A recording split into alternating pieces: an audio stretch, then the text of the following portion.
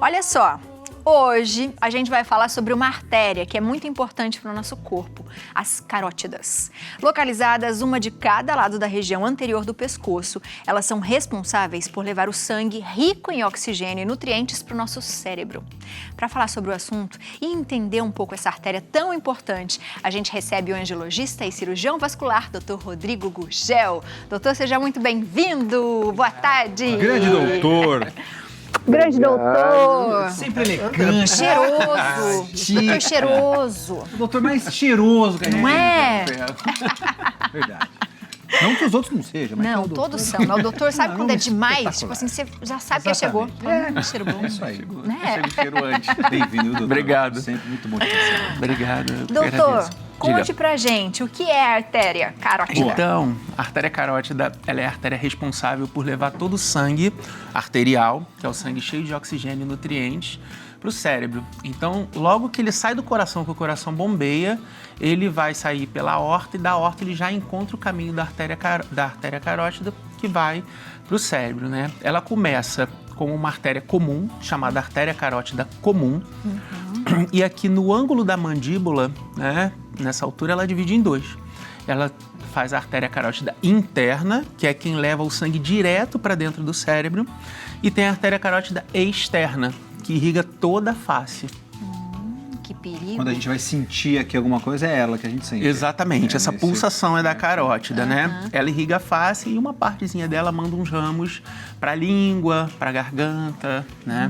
Então, assim, ela é bem importante, porque por levar o sangue, ela tem que levar na quantidade certa e na velocidade certa, né? Ali tem a imagem da divisão, né? Aquela imagem lateral já mostra a divisão. Interna e externa, a altura mais ou menos do ângulo da mandíbula, pode ser um pouquinho acima e um pouquinho abaixo, né? Porque as pessoas são feitas ali da mesma forma, só que tem algumas diferenças.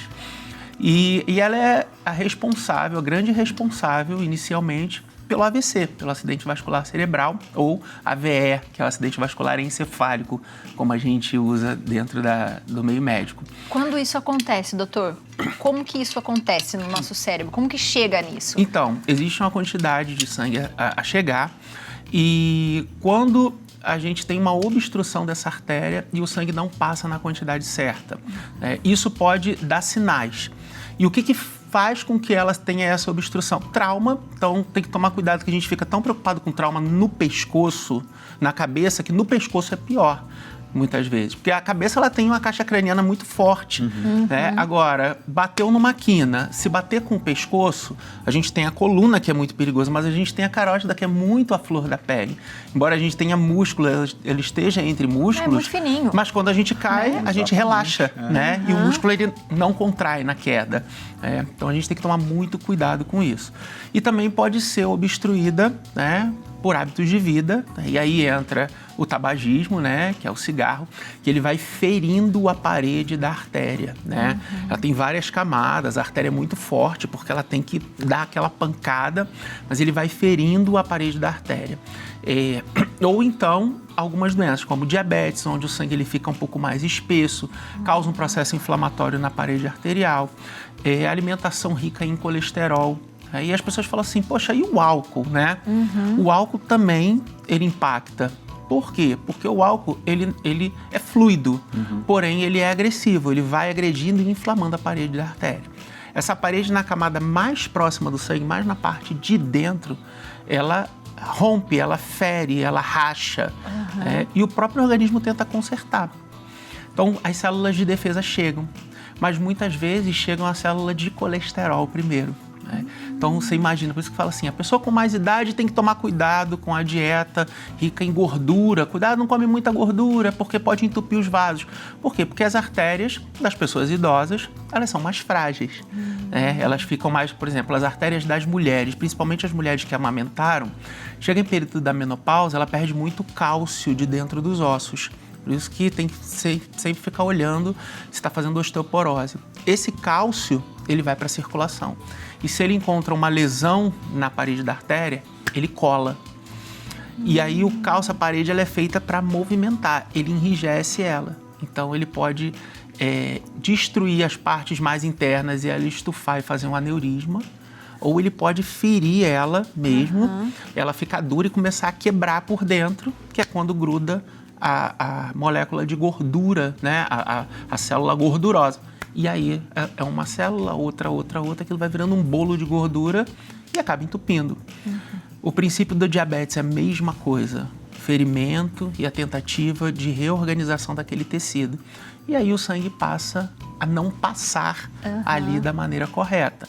E aí o corpo começa a dar sinais, né? Vocês verem, tem a imagem ali, olha na imagem que mostra só a parte, né, da cabeça, né? Quantos ramos ela dá para dentro, né, e para fora também. Então, assim, a gente percebe, às vezes, uma bobagem que a gente encara como uma bobagem de uma lesão, pode alterar a língua, porque tem artéria lingual. Ela dá alguns ramos também. Sentidos, pode alterar os sentidos, pode visão, pode alterar paladar, pode alterar... Sim. Porque para a artéria carótida interna, ela vai para dentro do cérebro, mas ela dá uma artéria chamada artéria oftálmica. Eu tive um paciente, tem uns 6 meses, que ele trabalhava vendo hidrômetro, né? Ele de casa, né? Marcando a água. Ele abaixou, estava muito calor. Quando ele levantou, uma parte da visão ele já não estava correta. Ele sentiu escuro, um quadrante mesmo, 1/4 da visão. Ele fez uma pequena placa que entrou por ali, um pedacinho, tinha uma placa aqui, que soltou um pedacinho, entrou na artéria oftálmica dele e entupiu. Né? É como se ele tivesse feito uma trombose, a gente não chama de trombose, porque a trombose é na veia. Entupiu e ali ele tentou tratar, mas como é uma artéria muito fina e a retina é muito delicada, né, a gente tenta reverter ao máximo, mas aí realmente é irreversível. Como é que é esse tipo de tratamento? Então, o tipo de tratamento, ele inicialmente, para qualquer obstrução arterial, ele é medicamentoso. Né? No caso da carótida, a gente tem critérios. Quais são os critérios atuais, né, que a gente ainda leva em consideração? Quando a obstrução, pelo exame que a gente faz, lembrando, são 3 exames. O Doppler, né, que é uma ultrassonografia, que ele vai te dar o problema, porém ele não vai esmiuçar aquilo dali. Tem a angiotomografia, que é uma tomografia para o vaso. Aí ele te dá um corte em 3 dimensões, do tamanho, de quanto. Aí é bem fidedigno mesmo, tá? Ou a ressonância magnética. E tem a angiografia, que é um cateterismo, mas na verdade não é para tratar. É só para jogar um contraste ali para ver como é que tá. Quais são os critérios? Se o paciente ele tiver 60% até 60% dela obstruída e não tiver nenhum sintoma, não está sentindo nada, a gente vai acompanhando e trata só com medicamento. Medicamento hipoglicemiante, né, para controlar a glicemia do paciente, né, hipolipemiante, ou seja, para diminuir o colesterol, medicamentos para diminuir o colesterol, e dependendo do que a gente vê, a gente dá alguns anticoagulantes para o sangue poder passar mais fluido. E isso aí, né? Fora a mudança dos hábitos de vida. Né? Se o paciente ele tiver mais de 70% da obstrução, aí já é recomendada a cirurgia. Ainda mais se ele tiver sintoma. Né? Aí a cirurgia, vamos lá, normalmente é por cateterismo mesmo, tá? É uma angioplastia. Faz um furinho que pode ser aqui ou na virilha, entra com um fiozinho, chega lá, abre um stent, esse stent ele vai massacrar a placa e o sangue vai passar normal. E ele fica lá dentro. Fica lá dentro. O stent fica lá dentro, exato, segurando ali. Ele é feito para isso, tá. Ele agarra na parede da artéria, engancha e fica. Tá. Ele é feito para isso. Como eu falei, a gente tem o ângulo da mandíbula, né? Quando é acima do ângulo da mandíbula, o ideal é sempre fazer angioplastia, porque assim, abrir para fazer em cima do ângulo da mandíbula é complicado. Não, e tá perto, tá chegando, tá perto também. E como é que você vai mexer com a mandíbula na frente? Nossa Senhora. É uma cirurgia um pouquinho maior, porque você precisa até do auxílio do dentista, né? Porque ele precisa te ajudar a chegar lá em cima, né? E quem sabe desarticular isso aqui é o dentista. né? Boa. Literalmente, né? Claro que a pessoa não vai sentir nada porque ela está anestesiada. Aham. E quando é abaixo, a gente sempre preconiza o cateterismo com o stent, senão a gente faz uma cirurgia chamada endarterectomia, que é abrir literalmente, tira do vaso, abre o vaso e tira as plaquinhas de gordura, dá uma lavada. E aí costura de novo. Costura de novo. Como se fosse um enxerto, como se fosse... Volta ela para o volta mesmo mesmo, lugar. volta, costura ela. Que coisa E é uma cirurgia muito Nossa, delicada, coisa porque assim, interessante. são coisas que as pessoas pouco sabem. Por exemplo, quando a gente abre uma artéria carótida, a gente tem que fazer o sangue parar de passar, né? Então a gente clampeia, Esguicha, né? né? Aqui e aqui, né? Clampeou, a gente fala pro enfermeiro, pro auxiliar, a gente fala literalmente igual o game show, né? Tempo.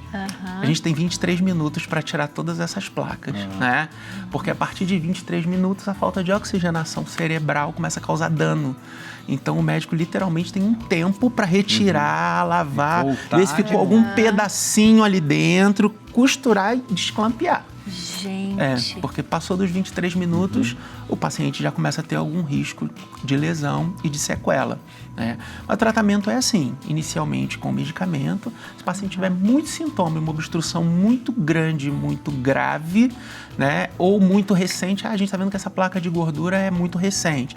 Porque quando a placa de gordura fica velha, antiga, o cálcio cola, endurece ela. Então a chance dela soltar é muito pequena. É raro quase, muito né? Porque tá uma pedra, vamos dizer assim. Exatamente, a gente só vai acompanhando.